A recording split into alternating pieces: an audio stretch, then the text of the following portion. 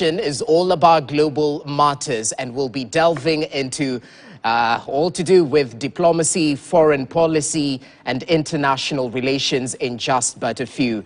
Welcome once again to the show. My name is Jesse Rogers. I hope you'll have a fantastic day, but as you get to kickstart your day, we're here to inform you about the latest news making headlines. Before we get to matters global, we'll definitely take a look at what's making headlines on the local scene, touching on what's fresh off the press. Kenya's bold newspaper, The Standard, The Daily Nation, People's Daily, Taifa Leo, just to get you adequately informed about what's making headlines so you can start your day on an informed basis. So let's kickstart the press review in one or the other, taking a look at what's happening in the dailies before I get to introduce my panelists. We'll begin with Kenya's bold newspaper, The Standard. This is the headline on today's edition of Kenya's bold newspaper, all to do with the changes done by President William Ruto just yesterday evening, all to do with the new spy master, Noordin Haji, an insider in Uhuru's coterie of trusted allies, who quietly transitioned into Ruto's camp ahead of last year's polls, lands the National Intelligence Service boss's job, replacing Philip Kameru, who is retiring after serving 2 terms. Page 4 has more details on the change of guard at the National Intelligence Service, but interesting to note the DPP, Noordin Haji, who of course Parliament will vet his credibility to this particular position. But it's proper to note how interesting of a tenure he's had as the DPP. Most recently, we can remember some of the cases that were dropped, some of the high-profile cases that were dropped. And a little bit later, we definitely saw his appointment right there. So interesting developments covered on page 4. Find out more details on why President William Ruto went with Noordin Haji as a new man in charge of the National Intelligence Service. Apart from that, all to do with the axe that fell on KEMSA and some of the Ministry of Health officials, where we have a special report on pages 6 and 7 of the Standard, The KEMSA Mess, as it's titled. A day after President William Ruto sent managers and board members packing, we reveal how the scandal-ridden authority has paid millions of shillings to more than 350 employees who were locked out of office in Uhuru-era purge 19 months ago. And they have an anatomy of rot. They've broken it down. The warning shot that Ruto fired in terms of his staff action to put the accounting officers on their toes. Why heads rolled? Find out more details on page 6 and 7 onto what exactly sunk Kenya Medical Supplies Authority bosses. Wasted man hours, the riddle of 400 workers blocked from accessing the office, and issues to do with accountability as the opposition leader demands accountability from the health CS. So more details on the mosquito net scandal, 3.7 billion shillings. That's the amount around that particular tender, which saw Public Health PS Dr. Josephine Mboro sent packing. I think it's barely 3 months since she was able to join office. So all to do with the axe that has fallen, not just talking tough from the president, but equally acting tough. We'll get to discuss that because this news broke out last week and we had the same panelists right here. It would be proper to get their view on the action that has been taken so far.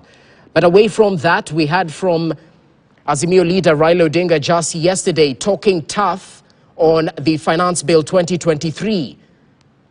And it's all to do with the new battlefront on the taxes in the country. Page 5 has more details on that particular note. Find out what the Azimio leader had to say, even as he's quoted saying, this proposal does not spur economic growth or generate wealth so that every family in this country can have opportunities. Instead, it traces and kills those opportunities. That's according to Raila Odinga, who says the bill fails to qualify as just tax system and will worsen the economic disparities. Of course, he's speaking right after President William Ruto, in that joint interview with various media houses, supported the Finance Bill 2023, or various issues encompassed in the bill, touching on the housing fund, saying it will definitely bring benefits in the long run in terms of sorting out the housing crisis in the country. So more details on page 5, that new battlefront by the two leaders. Page 4, Ruto shakes up PSs, names replacement for Dr. Mboro. Many are arguing that perhaps there's a cabinet reshuffle looming. Maybe it's too early to tell, but that's one of the shakeups, the early shakeups we've seen in Ruto's administration. Definitely switching a couple of PSs, find out who and where they headed to in terms of the State Department. Page 4 has more details on that particular note. Gravedigger's horror account of Shakahola death fields. Pages 8 and 9 have more details on the exhumation process, where members earn 1,000 shillings per day to retrieve bodies from shallow cult graves. And they say the job drains them physically, emotionally, and spiritually. Page 8 and 9 has more details on that particular note. Even as the government still insists that area is locked out to the public as they continue with the post-mortem and out-to-sea processes, even as the embattled preacher Mackenzie is still in police custody as investigations continue. So that's what you can expect in today's edition of The Standard. Make sure you grab yourself a copy of Kenya's Bold newspaper so you're adequately informed about what's making headlines. Over to the Daily Nation, real quick and fast. KEMSA paid farms 870 million shillings in a rush.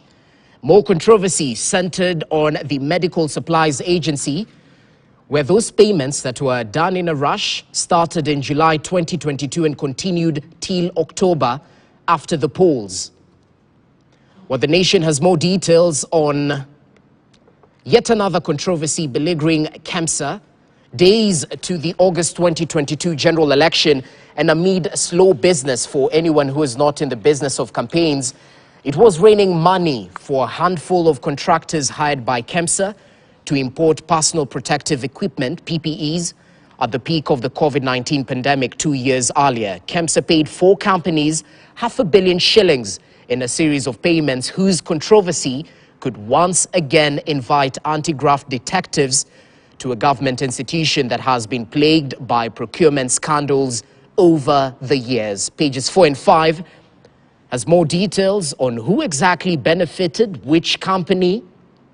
And we have the pictorials right there, all to do with that 870 million that KEMSA paid to COVID suppliers before the 2022 general election. Foul play?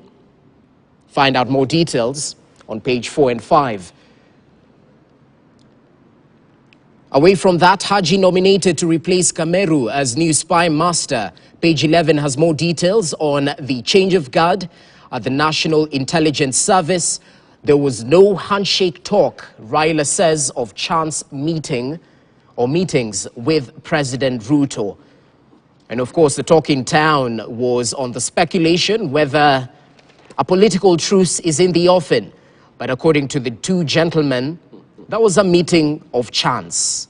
And Azimio chief just yesterday piled pressure on the government over the tax proposals in the finance bill, threatening to mobilize Kenyans to reject it if passed in the National Assembly.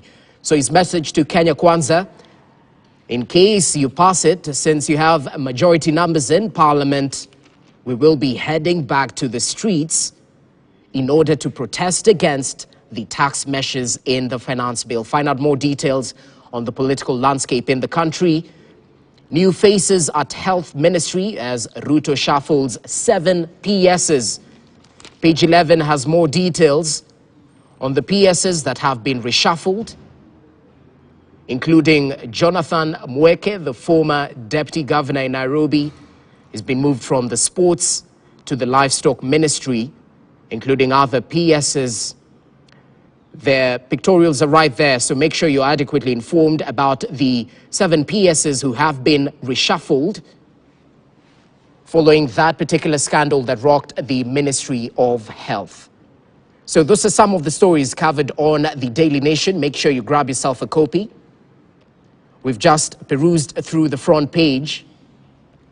But crossing over to Business Daily, all to do with economy matters. What's making news today? Banks in poor financial health rise to 13 in a year.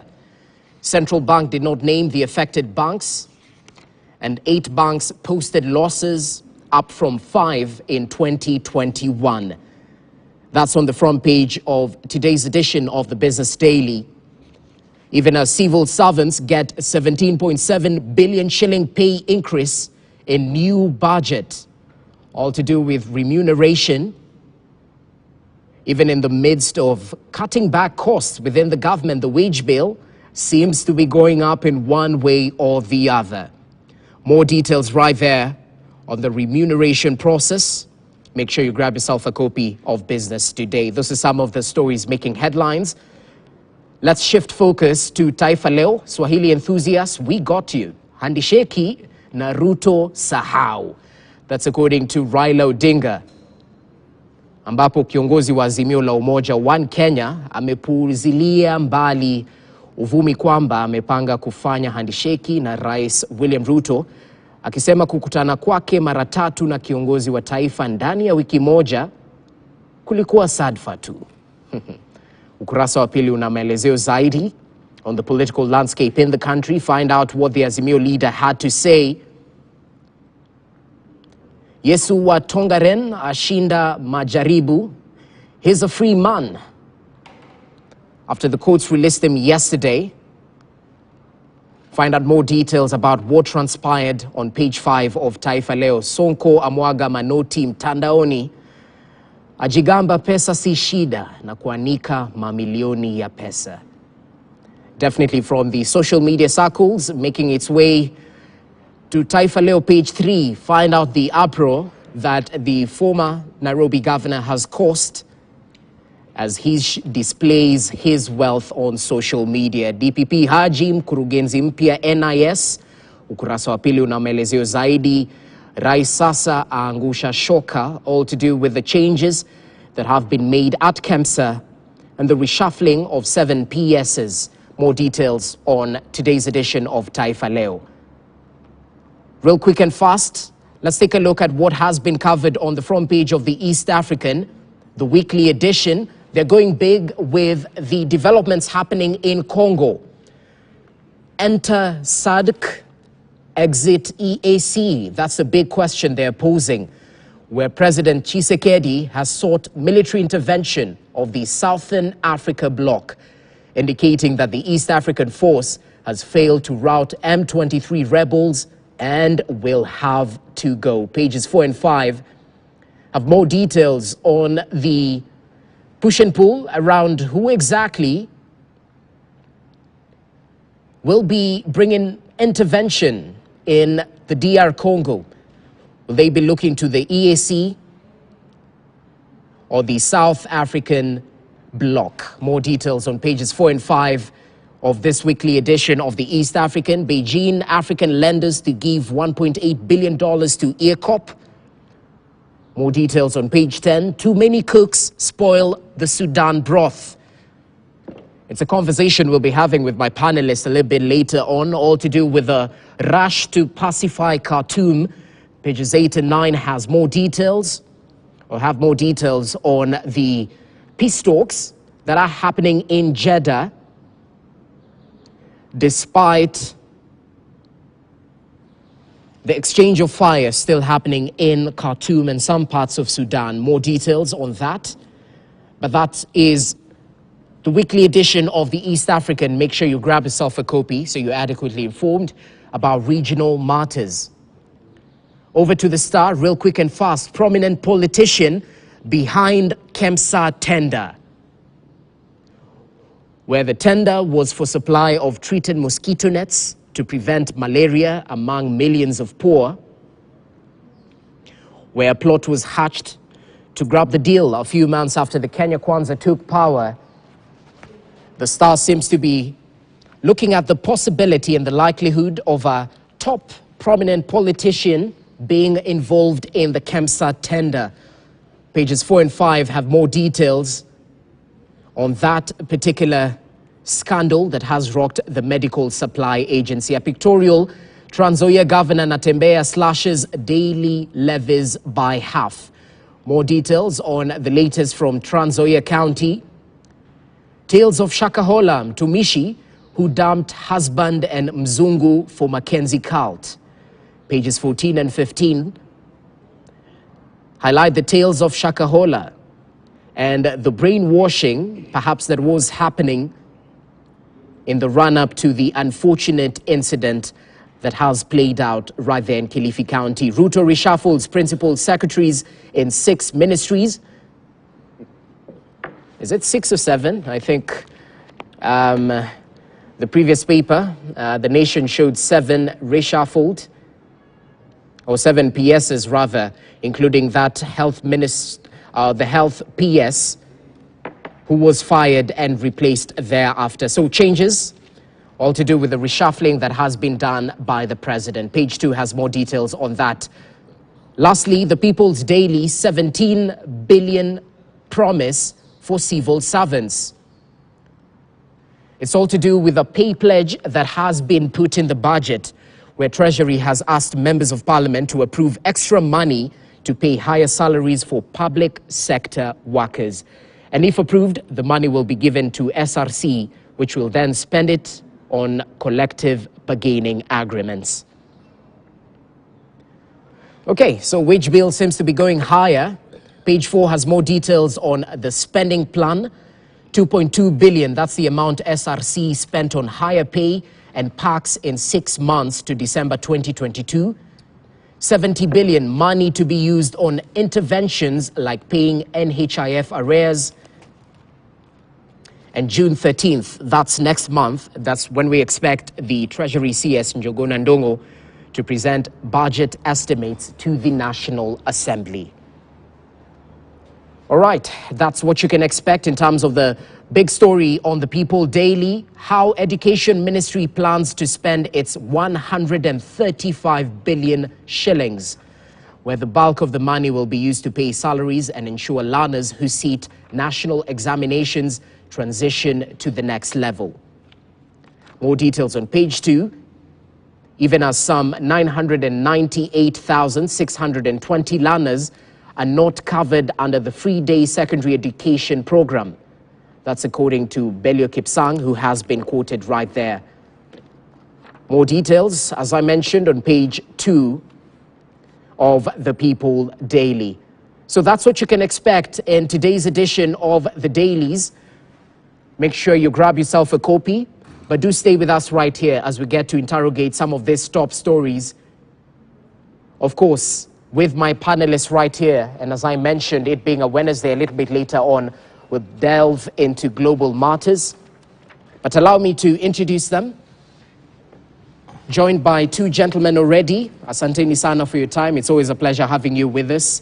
Familiar faces, Ahmed Hashi, governance expert. It's a pleasure to have you with us. How are you doing, sir? I'm doing good. Yeah, I can see that. This morning, I had my cup of coffee. Yeah. I'm just beside myself of a visit by the Vice President of Colombia, who's come to Kenya to visit us. This is a revolutionary leader, one first African Latino leader to come here in a very long time, and she's won an election for someone in Colombia. She's back to her ancestral home, and these are the kinds of things that just makes me so ticklish, because it tells people that there's an African diaspora. People forget that there's another 100 million Africans out there in the world. Yeah. So we want to tell her Estamos felices de verte.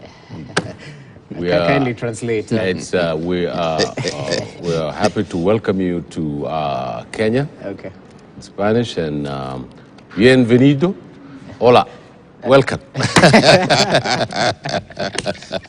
I see you bilingual. Anyway, proper to note. Yes. Professor, asante sana for your time. Professor Noah Midamba is equally joining us, foreign policy expert, needs no introduction. How have you been doing? Very good, Yeah. Jesse. Yeah. Jesse, today I want to begin with good news. Several things that trend that are happening. One is that it seems to me that congratulations to both President Ruto and Honorable Raila Odinga. Indication is that they're closing rank to steer the country forward and to begin to communicate. I am very pleased with the team that is talking. I think that Simeo has selected my friend Otiende Molo, who I'm very proud of, and very rational man in the way they are conducting themselves. So country first, is the message. We're putting the country first and our foot forward, given the growth projection for African economic. We have to watch Tanzania very closely. They're closing the rank in terms of what Kenya's done. Secondly, Jesse, is the potential opening of Kenya-Somali border is something that has been long. The more we do that, so that Somali is part of the East Africa community, and then we can deal with the long-term issues, which is Al-Shabaab, and then all the border, and iron out the issues on the Indian Ocean, because they're really bad people from the Middle East and others that are coming to interfere. Lastly, the next one is removing the cancer board. The president needs to do this more. Send a powerful message, and the court system need to take the role and make sure that these people end up at committee and other places where they belong. You cannot play around with the Kenya taxpayer the way these people have done and deny the children net, for God's sake, in mosquito nets. Lastly, I want to congratulate my friend, Professor Kiama of University of Nairobi. University of Nairobi is the only one that is in the World Center for World Ranking out of 2,000 universities.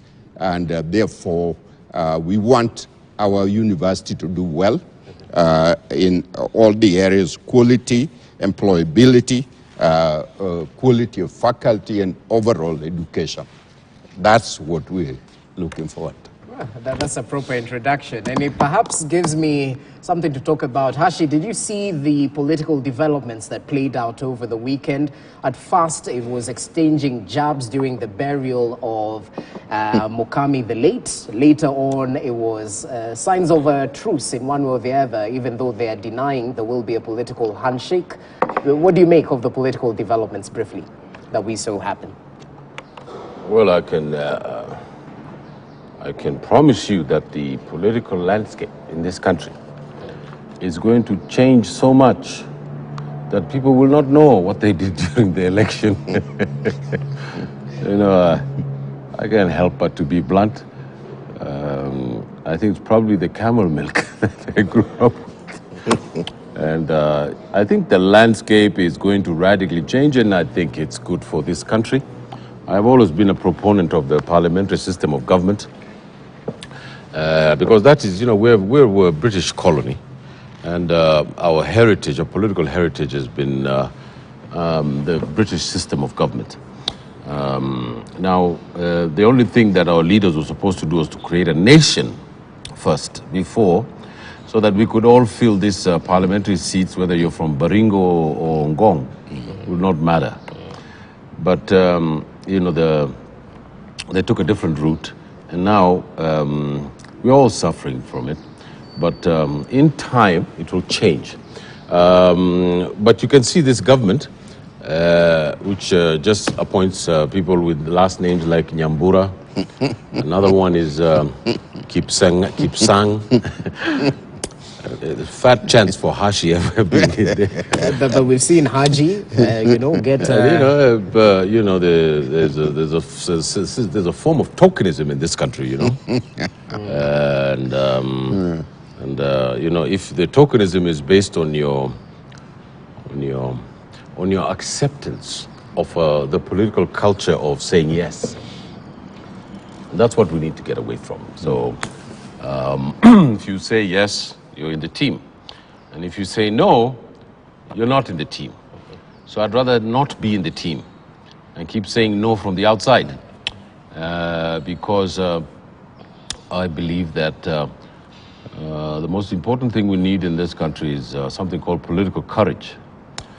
You know, Rogers, as I was coming here in the morning, you could see kids going to Kongoni Primary School there. Old ladies bringing eggs from central Kenya, and people walking on the streets at 5 o'clock in the morning. Kenyans are hustling, really doing their best. I've never seen people who work so hard than Kenyans. They wake up very early and they go to bed very late and try to make ends meet. President said that we're based on our peers, that we are the least taxed. We are the highest taxed in East Africa. Now, if you look at the infrastructure in Morocco and in South Africa, you could see why in Morocco it's 22%. And I also think that because the capital gains tax and the corporate taxes that are coming here are not that taxed, are not taxed at all.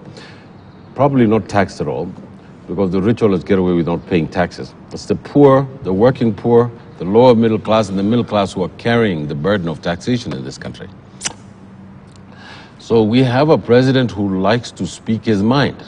And I think we should be very happy about that. Okay. Because there's one guy who I could never figure out was President Kibaki. I mean, when you're with him, and I met him many times when we were moving into the coalition government at Harambee House. He's a very amiable guy, and I still believe he's the best president we ever had in this country. Even though in the beginning I fought him a lot. But I also think that it's good that President Ruto is speaking, so that the nation can reply to him. All right. In the form of our forums, civic forums, in the form of our intellectual leaders, our thought leaders. So I think that the office of the president is a very critical institution in this country. And the deputy president is part of the office of the president. There is no independent deputy president. It's the office of the president. And I saw at the meeting of Mama Kimathi, and I want to send my condolences, my deepest condolences to the Kimathi family, because my family was involved in the struggle for the Land and Freedom Party in this country. And so I'm sensitive to it. Okay. And I think that this country should be able to, once and for all, stand up and give something to its freedom fighters. Because, we have become jaded. We have become very, very jaded about our past. The people like the great Ochieng Aneko, one of my role models. The Dedan Kimathi's wife has passed, even without the state building her home, even without her, all the things that she stood up for her husband. She lost her husband. Her husband is buried in Kamiti. They hanged that man, and his body is still there. It hasn't been taken out. So the first thing the state needs to do is to exhume that man's body and give him a state funeral. This is very important because if we don't create the totem poles of our nation, if we don't create the ideas about what we are, the generations that are going to come are not going to be able to say anything about the past in a way that is, literate. Thirdly, Mohammed Hassan Jebeli, my uncle, who was in the Central Committee of the Mau Mau. My family was in that struggle. He was sentenced to jail, to hang, because we were supplying arms from Egypt. He was going to buy arms from Egypt, and they caught his cars with guns here, sending it to the Mau Mau. Okay. So my granddad, Ali Hashi, Allah Rahama, who put up bail for him, couldn't sleep in his house for nearly a month because the colonial police officers were looking for him. We've got to honor these people. We've got to honor Kungu Karumba. We've got to honor Bildad Kagia. We've got to honor the Central Committee of the most important political party in this country. All right. Rogers, you're a bit younger than us, so we're living in the age of TikTok. And people do not understand the pain and the suffering that this country went through. And it is all of Kenya that went through this thing. The trade union movement, in the Rift Valley, the genocide of the Kalenjin community by the colonial system. If you remember Colonel Maitan Haga, I don't know if you remember that guy, who called in the leaders of the Nandi community and cut off their heads. Every community in this country paid a price for the freedom of this country. Okay. And one of the things that if we don't know how to honor these people, we will be lost. We will be lost. We didn't get independence in this country by telling the British to go home. We forced them to go home.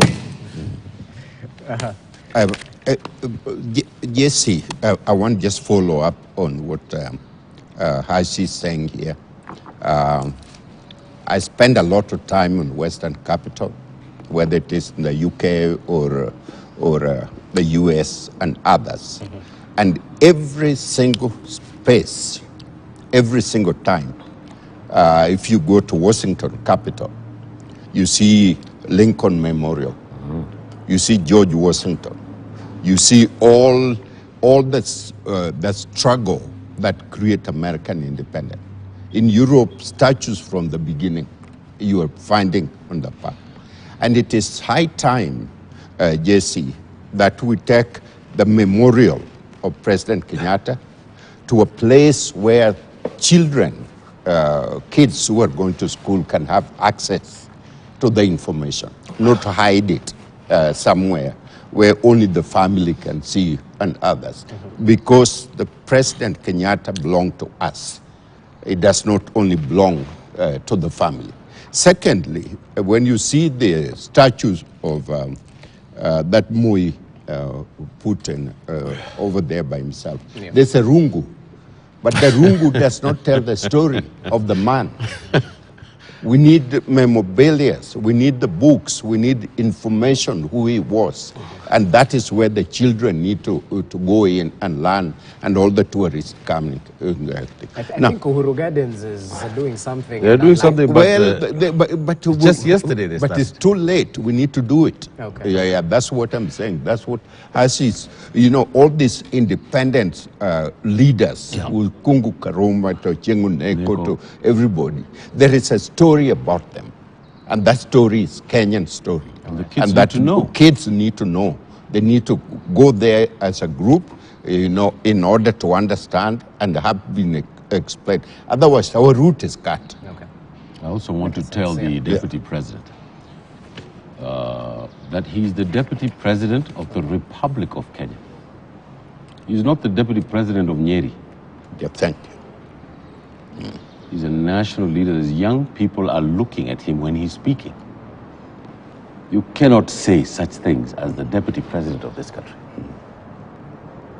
It's just not right. What things specifically? During the burial? Yeah, during the burial, for a DP to speak about ethnic groups and how they should be employed or how they should not be employed, and where they are. This is completely unbecoming. That office has got the crown of this republic. I mean, you're going to go into the campaign. You can go and talk to your people in Mukuru wa Nyagadanga and tell them this is what I want you to do and how I want you to do it. I mean, they're a politician, that's fine. It's a campaign. You know, we have these low standards in this country. But once you assume office, and there are 11-year-old children who have been given an assignment to see the funeral of Mama Kimathi is passing away. You know, what about these little Maasai Somali children asking their mother, what's the Kikuyu issue? Rogers. Rogers. I mean, this is not about bashing the DP. It's just about saying that, you know, give us a break. And don't say these things on TV. You know, look, there's 50 million people who are, the majority of them are under 25 years old in this country, who don't know much about this ethnic barracks that the politicians like him have built over the years. So we've got to think when we're there in the national image to say that I'm speaking to this whole country. And now with the technological innovation, it's the whole world is watching you. So I put it to you that the president has to take his deputy somewhere and tell him, you know, iko siasa, na iko siasa mbaya. You know, speak your politics, but we don't want to hear about this ukabila na puzi kabisa. You have to talk about it. Okay. Gentlemen, Prof. But, you know, JC, I usually don't like to dwell in this kind of talk. But what has he saying must never be taken lightly. Every word the president utters, not only Kenyans are watching, the rest of the world are watching. Every word the deputy utters is watched by everybody around the world. Our friends and our foe and everybody is watching. They represent us. We elected them, Kenya, to represent and speak on our behalf. Yes. And therefore, the issue of unity in the country is central for every president and every leader. We need to elevate our talk in public that will motivate and highlight the young people in order to be part and parcel of the government and the development strategies that we are taking. That is the only basis on which we can talk as Kenya. All right. Okay, makes sense, gentlemen. And perhaps I'd like your brief analysis on a couple of stories that are making headlines, because we've definitely talked about the political developments in one way or the other. It's a good sign that these two leaders seem to be coming together, at least as per thought. But all to do with KEMSA, and as I mentioned, it's on the front page of the Daily Nation. More details on page 4 and 5. Find out how drug agency bosses and PSs got into Ruto's bad books. There's definitely an explanation on how Dr. Mboro, the former PS, who was just dropped by President William Ruto after a short stint, was in one way or the other implicated in that particular tender scandal and was directly involved. Equally, the Star, today's edition, has a breakdown of the history of theft of global funds cash by officials. Back then, since 2003, Global Fund delayed sending $37 million following claims of corruption at the National AIDS Control Council. 2008, Fund rejected Kenya's application for $300 million, citing corruption, poor absorption of funds, and the sale of inappropriate malaria drugs. 2009, the Fund's review panel recommended rejection of $270 million funding request by Kenya. 2010, Fund announced it was investigating Kenya for stealing money meant to buy ARVs, malaria and TB drugs. 2018, yet another scandal. Fund's investigation found about 63,000 was stolen through cash advances. And in 2022, about 40 million shillings stolen at National AIDS and STI Control Program. Fund insists stolen cash must be returned. Hashi, we spoke about this last week, and we heard from Prof that, firing is not enough. We need to see the full arm of the law take its course and prosecution you know, where need be. So what do you make of the action taken by the president? I remember you know, talking tough as well last week, Wednesday, on this particular matter. I hear that through the grapevine. You've heard this song. I heard it through the grapevine. So I heard through the grapevine that powerful intervention of the panel here. Outraged as we are about what is happening. The powers that be in this country happen to be drinking their tea.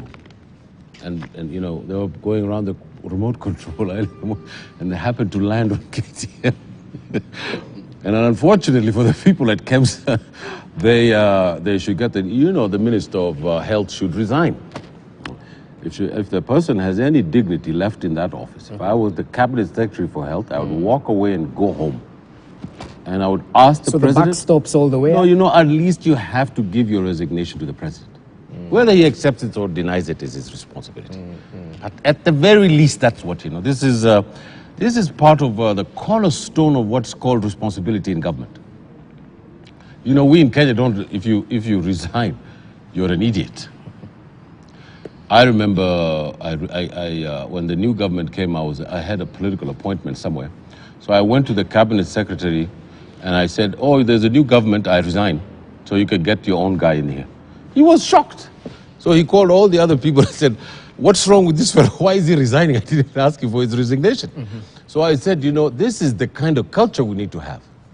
You belong to a political party, you lose an election, all of you walk away from government. You give the new person in charge a chance to put his people in.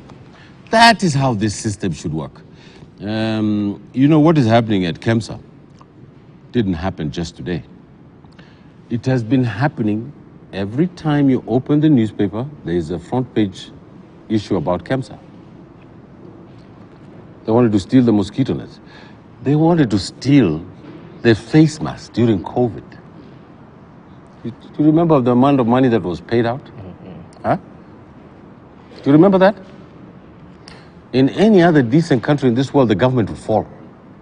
In any other decent, I'm not kidding. This is why Kenyans are hungry. This is why Kenyans are destitute. This is why Kenyans are angry.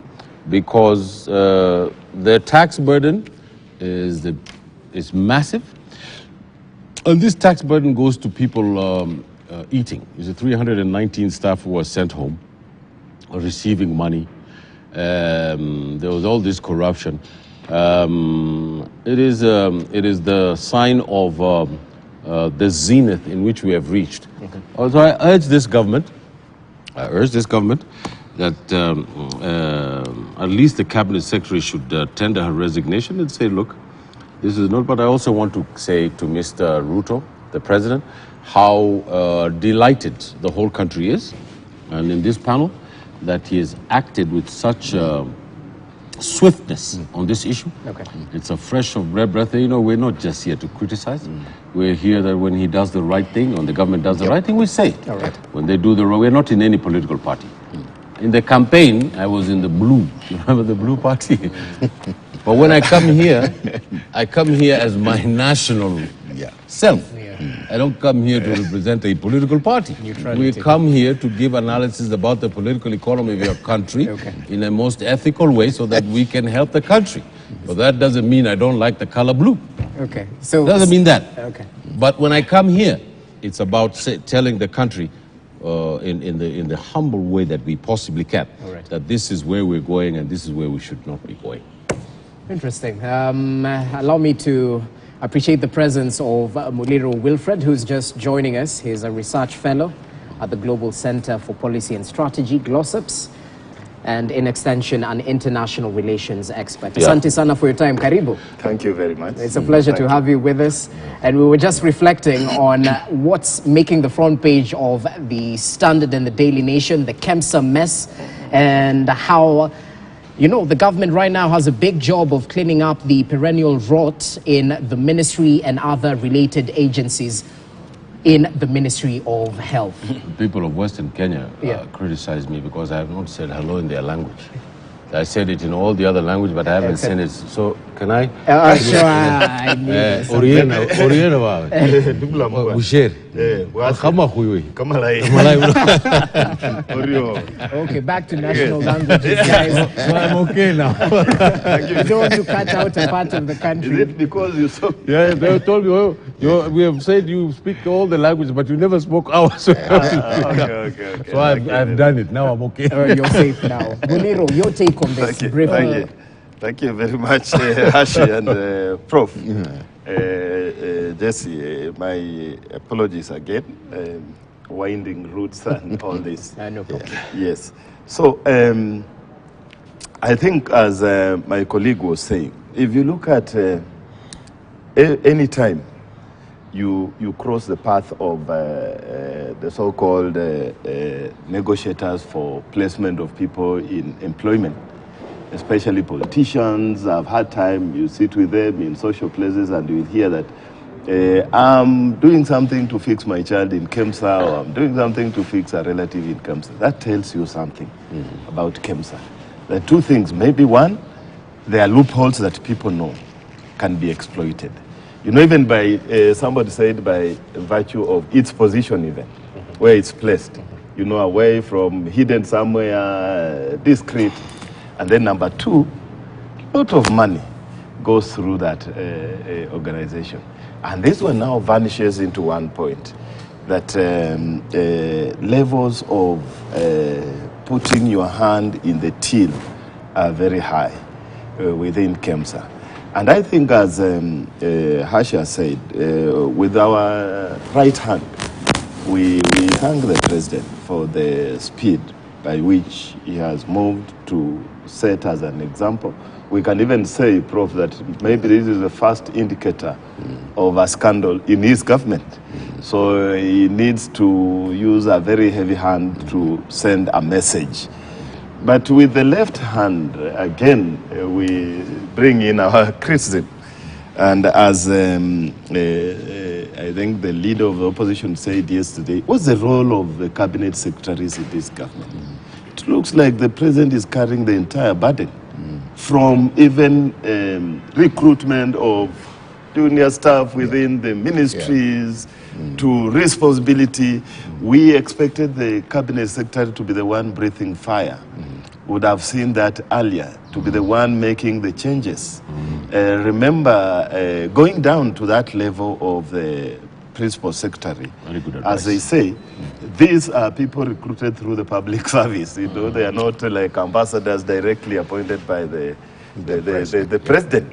And so they are answerable directly to the cabinet secretary. And we expect that fire to be there, so that it doesn't look like, Jesse, it is maybe politics. You know, you are using that indicator of corruption to play politics, clean your image, and let the people know that I'm no nonsense on politics.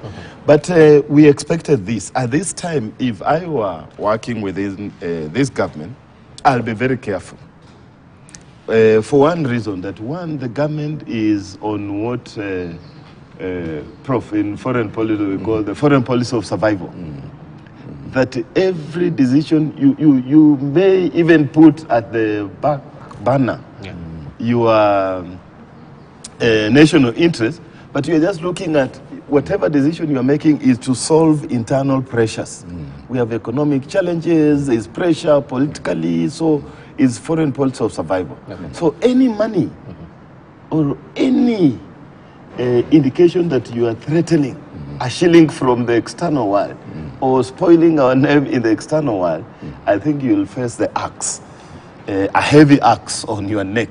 And I think that's what the president is doing. And members of his cabinet and people in this government must be careful that at this time, the government is looking for every coin and is really delicately handling its external image for the purposes of attracting more resources. So Global Fund is a massive body, you know, and when they start raising issues at the earliest opportunity, that message moves very fast in the international financial systems, Jesse. So just like the way Hash always says that I put it to you that at this time, it is very, very early for anybody to try to adjust, even if it is for the positive reasons, to adjust tendering, to make it look like it is a hodgepodge, the tendering system, especially in the eyes of the international community. Okay. Yes. But will it really send a shiver down this accounting officer's spine? Because I just broke down a pictorial on, is it the Star, that, you know, Global Fund has raised the flag time and time again, I think since 2002, on a couple of issues touching on supplies. So is this move by the president enough, or at the end of the day we need to see not just heads rolling, but prosecution when it is applicable? Jesse, from the very beginning of this Republican, beginning with the founding president to now, none of the leaders, none of the presidents have been able to deal with this issue. Okay. And it's accumulated and it's become a culture. There are a lot of very bright folks in it. I've been vice chancellor for 10 years in this country. I taught some of the brightest kids you can talk about. As he was talking about young kids that are going to school early in the morning. Kenyans work 24 hours, they basically, to take care of their children. We work, in my salary, I remember, 30% of my money was taken for taxes. Now it's gone to 35%. If you are going to tax a fellow at 35%, the question is, does this fellow or this lady has a say in what you do with their tax? In the Scandinavian, from Sweden to Norway to everything, there is heavy taxes in Scandinavia. But education is free, healthcare is free, housing are available. They are the most happiest people in the world. So people don't mind paying more taxes, so long as they're sure that their tax is going to provide the services for them and their family. Right. In the East Asia country, what we call the economic giant visa, they didn't come, overnight, just like that. Japan, if something happened in your department, both Japan and South Korea, you resign. Some of those people killed themselves because you were not only assuming the country, you were assuming the family. That's how it is in Japan. In China, what they do, they hang you. In Singapore, Lee Kuan Yew did the same thing. And those countries have zero tolerance. And so the president has two major tasks on his hand, JC, as far as I'm concerned. Yeah. First is uniting the country so that we don't hear the name Muliro, the name Ochieng, the name Hasi, but Kenyans are working together. Now, the next biggest task is to deal and wrestle this corruption down to them. So it doesn't matter, your friend, your relative, if they're corrupt, then deal with them. Okay. Then we need to have the judicial. We don't know why we are appointing all these judges and all that kind of thing. Where are they? These folks need to be at committee. Someone like Sonko should never have been released to become a governor. I'm sorry, but I have to say that. That should never have happened in this country. And so the point is, let's take this as an enemy. Public enemy number one is corruption in Kenya. Otherwise, the rest of the world will look at us favorably. Otherwise, we will make leaps and bounds in terms of our development. We are the largest economy in East Africa. We are the leader. We are the innovative. Kenya is the most innovative. Projection is Tanzania is going to grow at 7%. Yep. And natural gas in Tanzania is going to make it one of the richest countries in East Africa. And then if you multiply by innovation, they will move to the top. All right. And Kenya will slide back. And therefore, will be my pride, Jesse, for 3 years from now, to say President Ruto has arrested corruption in Kenya. Interesting. Well, the wheels of justice grind. At times, they grind slow, and that's been a criticism fronted towards the justice system. But they equally mention, the case is only as strong as the evidence provided by those prosecuting the case. So at the end of the day, so much emphasis will be lying on the new entrant at the office of the DPP. So we'll definitely get to talk about that even as we take a short break right now. Remember, you're watching Morning Prime. We're just evaluating some of the top stories that you can expect in today's dailies, what exactly is fresh off the press. But it being a Wednesday, remember, we'll focus on global matters in just but a few. And a lot is happening in terms of global matters. Speaking of, King Charles III is set for Kenyan visit. Interesting times ahead. And this is actually before he goes to France, before he goes to other countries. So why Kenya? That's one of the questions we'll be posing to our panelists right here. Is he trying to send a strong message to the Commonwealth countries? We'll get to talk about that, including Kenya's foreign policy. Because yet again, the PS for Foreign Affairs has had to come to the defense of the Kenyan government following a tweet by the Cabinet Secretary for Industrialization and Trade, Moses Kuria, on the talks happening touching on Sudan. He had a controversial tweet of which the PS had to clear the air and say this is not the stand of the Kenyan government. So we'll talk about that, including the Colombia vice president who is in the country, matters to do with Kenya's foreign policy. But apart from that, we'll equally talk about the Kenya-Somalia border reopening. This is actually after 12 years of closure. Does it have good tidings for the country, for the region? We'll get to discuss that with my panelists, including the South Africa-USA spat, all to do with some claims done by the US ambassador to South Africa that the country, South Africa, is providing arms to Russia.